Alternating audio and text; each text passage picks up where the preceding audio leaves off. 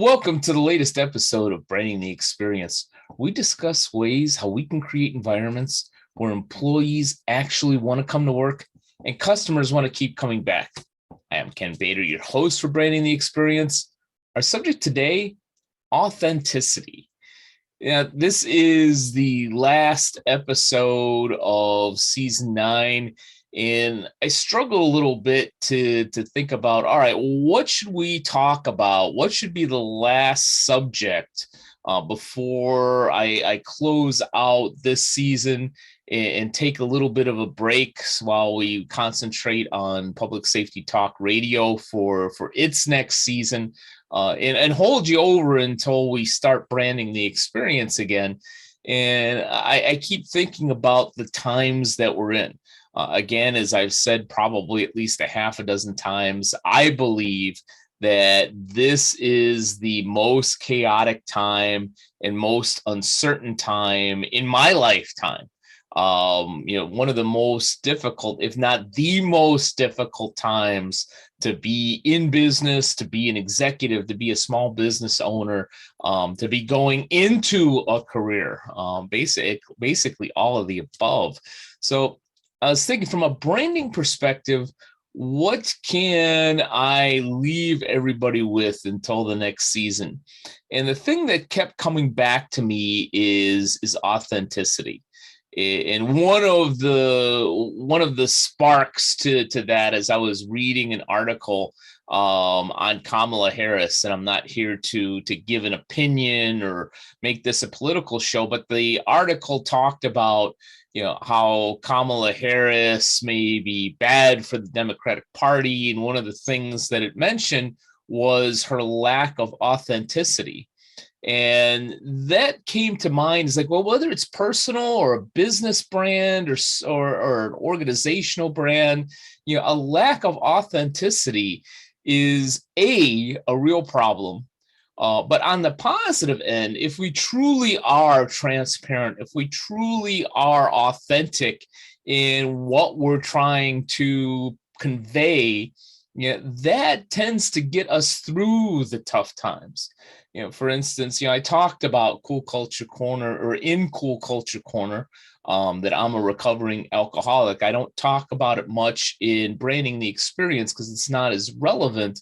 But, from that standpoint, I admit that, I've got my problems, I've got my issues. And sometimes while, I try to point out different strategies and give different pieces of advice that, depending on your business, you may or may not want to adhere to and follow. If you don't, that's fine. If you do, great. But I try to offer as authentic of a brand as I can. And so it's not about being liked, it's just about being believable. And I think that through these difficult times, remembering the importance of authenticity, remembering to be able to say, hey, you know what, we're going through rough times too. Inflation and supply chain are really hurting us too. Let's try to get through this together. I even saw an example of that a few months ago at a restaurant that they're doing okay, don't get me wrong, and they have good food, that's important, but they're struggling a little bit. I could see that. And they had put stickers on all of their menus, saying something to the effect that the prices in this menu may not reflect the prices today. And I kind of appreciate that from a visual branding standpoint. I would say if you can afford it, can you come up with new menus? But I understand, okay, we don't want to throw out the old menus. That's going to be an issue with resources, but let's communicate with our customers, especially our loyal and frequent customers, that prices are going to change, that they may not reflect what they're in the menu. And I even had a server talk about, it's like, well, this is going to be $2 more because the price of eggs have gone up, and we can't get this particular ingredient or product because of supply chain issues. Fortunately, I can understand that. but it's also an educational opportunity for customers to learn how everybody is being affected. And while that might have been seen by some to be a little cheesy to put a sticker on a menu, I appreciated the authenticity. It wasn't a big chain, it wasn't a huge extravagant restaurant. It's just a local ma and pa restaurant that's trying to continue to connect with the community, give good service, give good food, give a good experience. So for them, that was a great version of authenticity, of being transparent and saying, hey, you know what, we don't want to raise prices to get brand new menus too.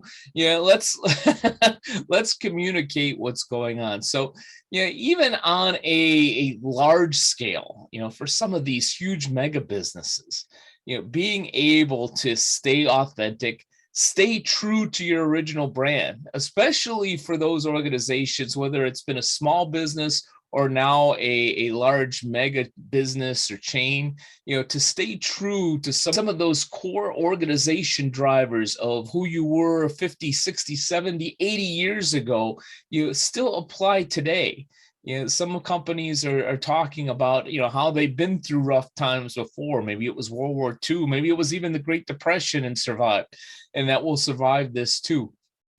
So, look at those particular points that speak to your authenticity, things that that you can back up, that you can say, yes, this is who we are. We are empathetic. We are respectful. We are adaptable, and actually come through on those. Those elements that make you who you are as a brand and speak to your authenticity, continue that, especially in the messaging of understanding the world that we live in today. I know that it'll be good for your customers, clients, and members. And I truly believe that it'll do great things for your employees to be in the know and understanding exactly what's going on. They don't necessarily need to be happy about it, but they do need to understand and be aware of what's happening, not only out in the world, but how that's affecting your particular business and your particular organization.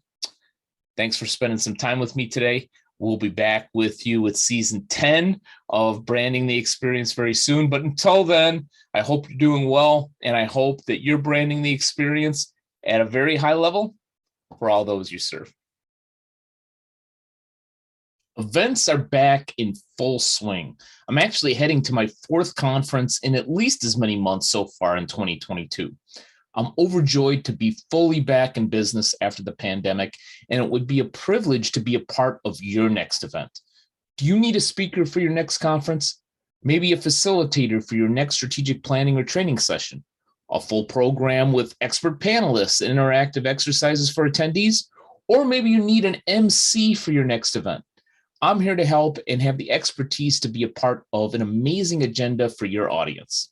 Learn more about Bader Training and Consulting at www.btcinc.net, or better yet, just contact me directly at kbader@btcinc.net, and let's talk about your next event, next training session, or next summit.